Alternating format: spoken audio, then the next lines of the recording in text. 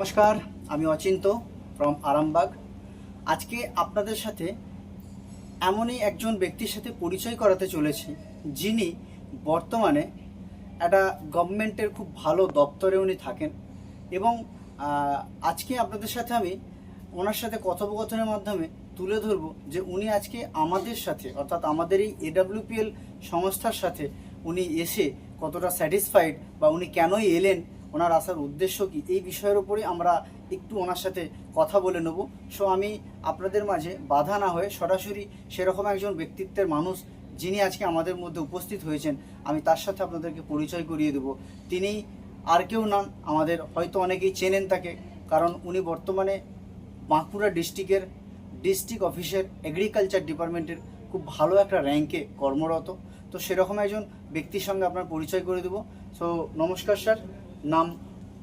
আমার নাম সন্দীপ অধিকারী। নমস্কার সবাইকে। সন্দীপবাবু, আপনাকে আমার পডকাস্টে স্বাগত। তো স্যার, আপনি বর্তমানে কি করেন?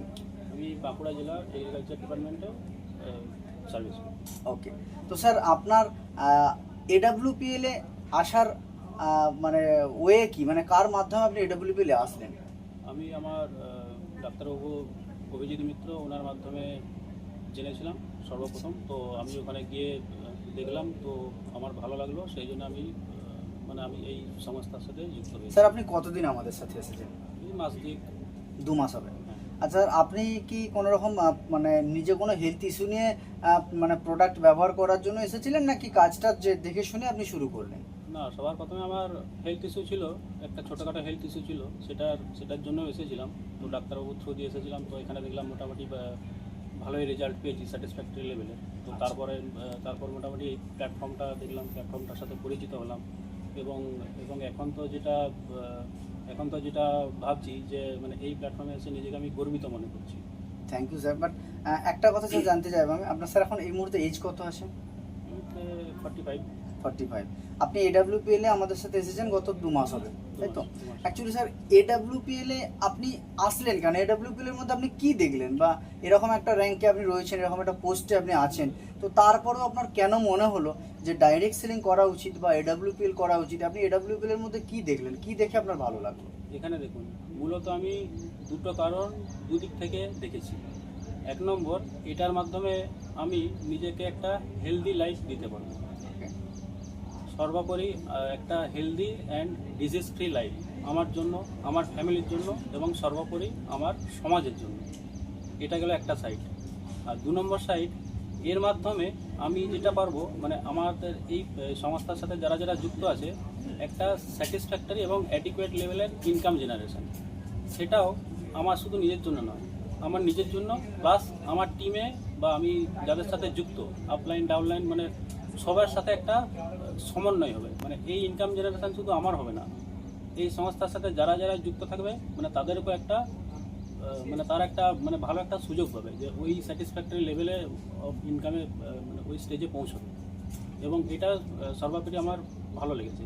আমি নিজে ভালো থাকবো, অপরজনকেও ভালো থাকতে সাহায্য করবো, প্লাস আমার নিজেরও ইনকাম জেনারেশন হবে, এবং আমার নিচের লেভেলে যারা থাকবে তাদেরকেও একটা ইনকাম জেনারেশন করতে সাহায্য করতে পারবো। এবং এটা ভেবে আমি গর্বিত। So thank you sir. আরেকটা বিষয় একটু আপনার থেকে জানতে যাবো।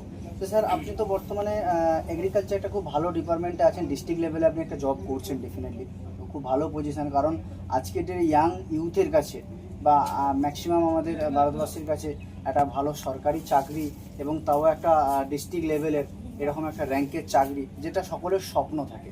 তো স্যার, আপনাকে আমি জানতে চাইবো যে স্যার, আপনার কি মানে যে স্বপ্নগুলো, ধরুন আপনি ওই জায়গা থেকে কমপ্লিট করে উঠতে পারেন না, তো সেইগুলোকে কি আপনি এখান থেকে কমপ্লিট করতে পারবেন বলে আপনার সেই যখন আপনি কি দেখতে পাচ্ছেন এখানে ভবিষ্যৎ?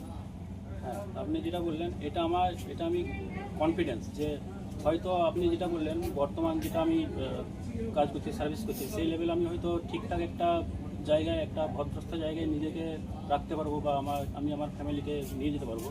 কিন্তু এখানে এই একটা লেভেল, এই লেভেলে এসে আমি আমার যেগুলো ড্রিম বা স্বপ্ন আমার জন্য বা আমাদের একটা সুস্থ সমাজ গড়ে তোলার জন্য, সেটা তো পূরণ হবেই। প্লাস আমার ওই যেটা বললাম, আমার টিমের যারা যারা থাকবে তাদেরকেও আমি সেই লেভেলে নিয়ে আসতে পারবো। তো স্যারকে অসংখ্য ধন্যবাদ আমাদেরকে সময় দেওয়ার জন্য।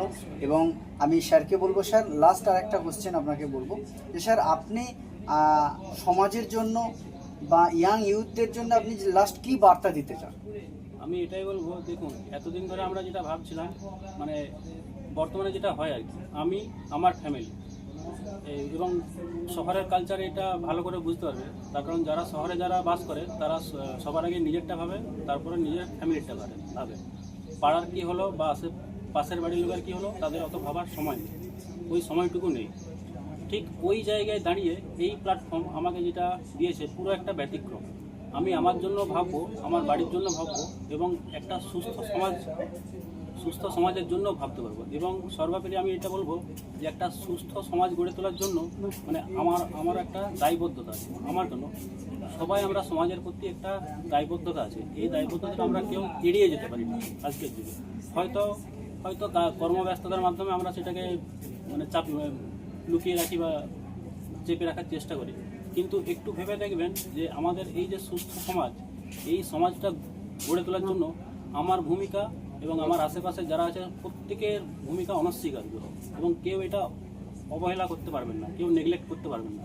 তার কারণ আমি যদি সুস্থ সমাজ আগামী দিনে উপহার দিই, আমার ছেলেমেয়েরা সেই সুস্থ সমাজে সেই সুস্থ পরিবেশে উঠবে এবং সেই পরিবেশে উঠে তারাও একটা সুস্থ সমাজের সুস্থ বার্তায় নিজেরাও সুস্থ থাকবে, প্লাস একটা পজিটিভ এনভায়রনমেন্টের মধ্যে তারা নিজেকে বড় করে তুলতে পারবে।